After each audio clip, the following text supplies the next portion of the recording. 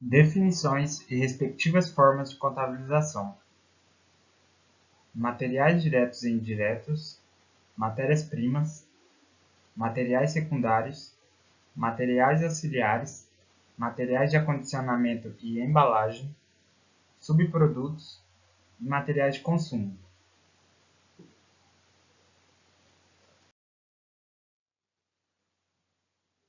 Materiais.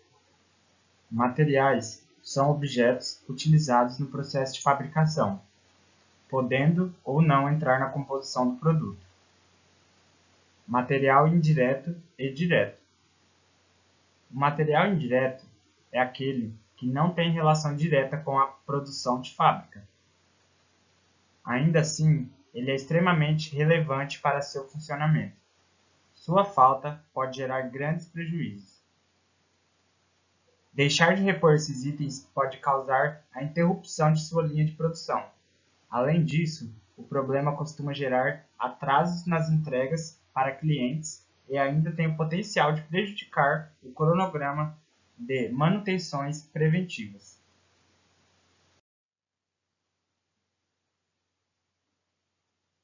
Portanto, os materiais indiretos são auxiliares ao processo produtivo. Mesmo não sendo usados na fabricação do produto em si, eles servem para manter a indústria operando, como lubrificantes, combustível para máquinas, itens de limpeza, parafusos, lixas e estopas, EPIs. O material direto é o item essencial para a produção. No contexto industrial, estamos falando das matérias-primas, embalagens e tudo aquilo que é necessário para a apresentação final do produto. Esse conceito facilita bastante a identificação desses materiais, não é mesmo? Em uma fábrica de móveis, estaríamos falando da madeira, da espuma e do couro. Por exemplo, já em uma gráfica ou editora, o papel e as tintas estariam nesse grupo. É importante entender que esses materiais variam conforme o ramo de atuação da empresa, lembrando que, sem eles, é impossível manter a linha de produção ativa. O material indireto e o direto são fundamentais para o funcionamento da indústria, mesmo tendo funções e aplicações diferentes. É importante que o orçamento de compras os considere. Suas diferenças. Materiais diretos são aplicados no produto ou fazem parte de sua composição. Materiais indiretos são usados no processo produtivo e não são componentes do produto.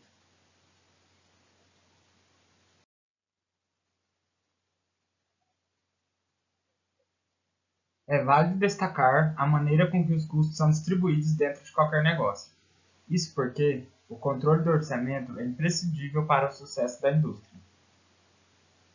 É por esse motivo que entender a origem das despesas é tão importante para a definição do custo efetivo do produto.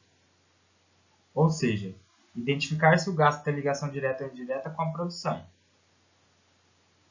Em resumo, sabendo o tipo de material adquirido e, consequentemente, o tipo de custo gerado, é possível melhorar o controle contábil da empresa. Essa classificação correta ajuda, inclusive, na redução de gastos estratégica, o que pode tornar o preço da venda mais competitivo. Assim, despesas diretas e indiretas interferem no valor de revenda da mercadoria produzida. Conhecendo-as bem, os gestores têm uma visão mais ampla do negócio e podem colocar em prática ações que gerem mais produtividade e lucratividade.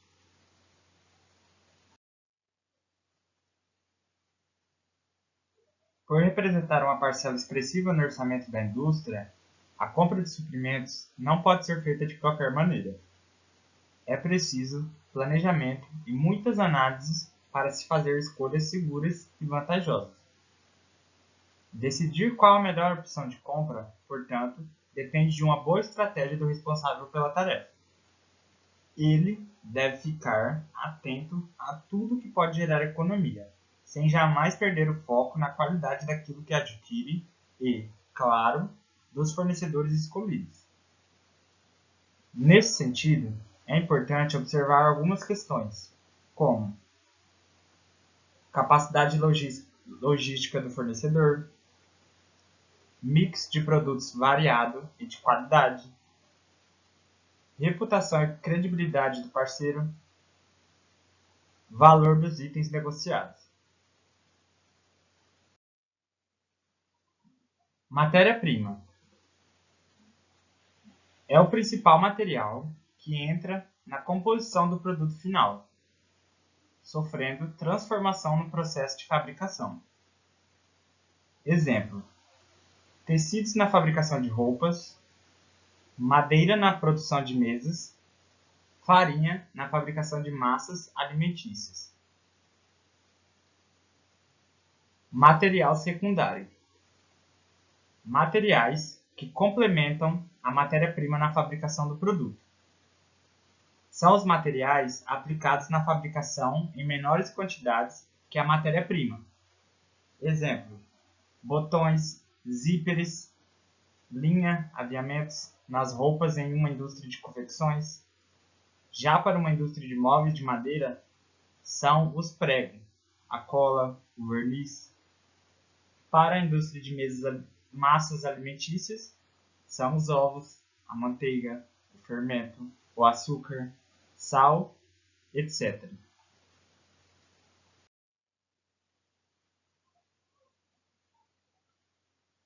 Materiais de embalagens destinados para embalar ou acondicionar os produtos antes de saírem da produção. Exemplo: podem ser as caixas de papelão para uma indústria de móveis, sacos plásticos para uma indústria de confecções, em uma indústria de massas alimentícias, podem ser também as caixas de papelão, sacos plásticos, etc. Materiais auxiliares são todos os materiais que, embora necessários ao processo de fabricação, não entram na composição dos produtos. Exemplo: para uma indústria de móveis de madeira são as lixas, as estopas, os pincéis, a graxa. Para uma indústria de confecções são as facas utilizadas para o corte dos tecidos, o produto de limpeza de acabamento. Em uma indústria de massas alimentícias são a manteiga utilizada para untar as assadeiras, as toalhas de papel, etc.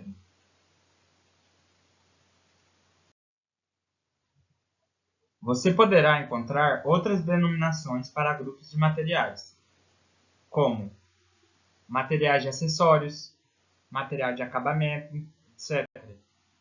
O detalhamento dependerá dos interesses da empresa, ou até mesmo das características que envolvam cada processo de fabricação. Custo de aquisição das matérias-primas e materiais de consumo. O custo de aquisição das matérias-primas, embalagens e outros materiais diretos devem estar incluídos todos os gastos necessários para que esses materiais estejam em condições de utilização na produção. Logo, devem ser computados os gastos com fretes, seguros, impostos de importação e etc.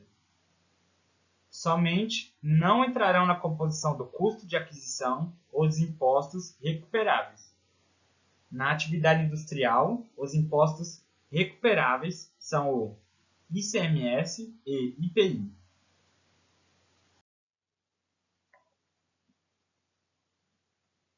Subprodutos. Subprodutos são as sobras de materiais que se acumulam regularmente nos processos de fabricação, sendo frequentemente comercializadas pela empresa industrial. Consideram-se, portanto, subprodutos as áparas nas indústrias que trabalham com papel, as limalhas nas indústrias que trabalham com materiais ferrosos, as serragens nas indústrias que trabalham com madeira, os retalhos nas indústrias de confecções e etc.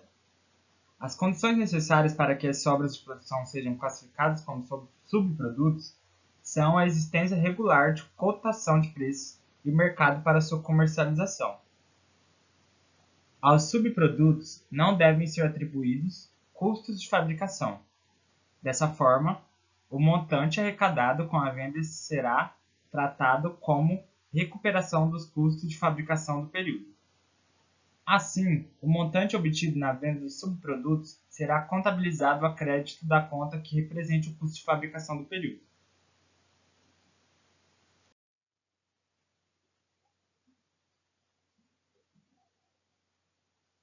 Por ocorrerem com habitualidade e para evitar que a receita auferida com a venda de subprodutos gerados em um determinado período seja abatida do custo da produção de períodos futuros, no final de cada período de apuração dos resultados, mês ou ano, deverá ser elaborado um inventário físico dos subprodutos acumulados no respectivo período, os quais serão avaliados com base no preço de venda. Agindo dessa forma, no período em que os subprodutos forem gerados, o suposto preço que a empresa alcançará pela venda no mercado será utilizado para valoração do estoque, bem como para abater no custo de produção do respectivo período.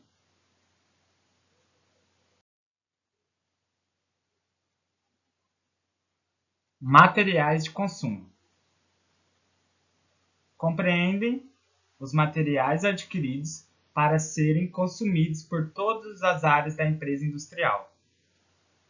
Esses materiais podem ser agrupados como segue: materiais de escritório ou de expediente. Compreendem todos os materiais adquiridos para uso durante o expediente normal da empresa industrial. Esses materiais são consumidos por todas as áreas da empresa, seja ela administrativa, comercial ou de produção. São materiais de escritório: canetas, lápis, borrachas, papéis utilizados para impressão de documentos, clips, elásticos, rotex e fitas próprias, cola, barbante, pastas poliondas, pastas e caixas para arquivos de documentos, fitas adesivas, etiquetas, colchetes, grampeadores, envelopes e etc.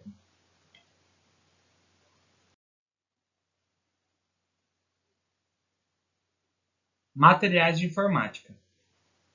Compreendem toda a gama de materiais consumidos com o processamento eletrônico de dados: CDs, cartuchos de tintas, papéis e folhas de transparências próprias para impressão de documentos, etc.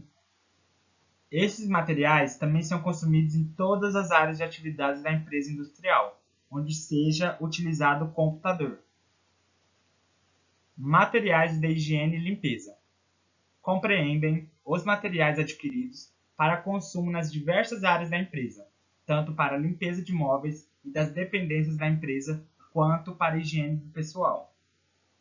Os controles das compras, dos estoques e do consumo são semelhantes aos que ocorrem com os materiais de escritório, valendo, portanto, as mesmas informações apresentadas na letra A.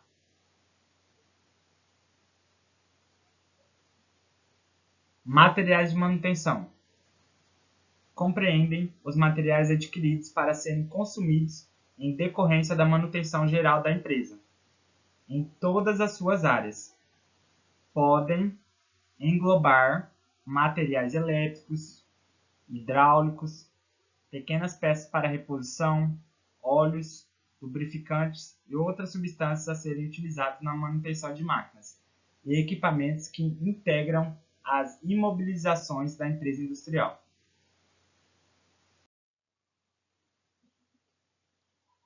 Compras de materiais.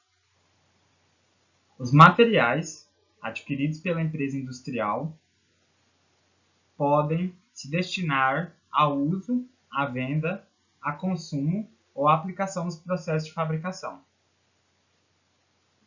Para contabilizar as compras de materiais, é preciso considerar o sistema adotado pela empresa para controle dos estoques e a apuração dos resultados.